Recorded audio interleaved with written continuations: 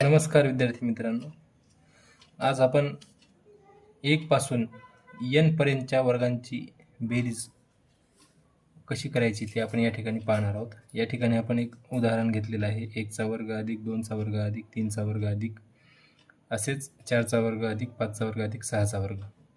तर विद्यार्थी मित्रांनो, या ठिकाणी आपल्याला काय करायचं आहे, या ठिकाणी शेवटचा जो वर्गसंख्या दिलेली असते आपल्याला 6चा वर्ग, या ठिकाणी आपल्याला 6 घ्यायचे.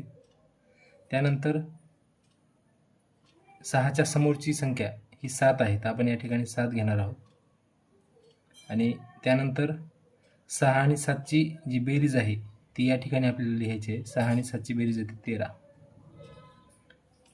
त्याखाली आपल्याला 6 घ्यायचे.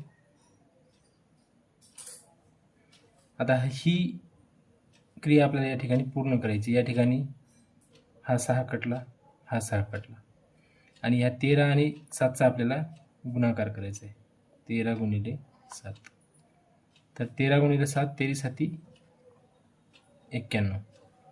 तर अशा प्रकारे आपल्याला ह्या गणिताचा उलगडा या ठिकाणी आपण केलेला आहे आणि याचं उत्तर आलेलं आहे 91. अशाच प्रकारे आपण आणखी उदाहरण या ठिकाणी करू शकतो. धन्यवाद.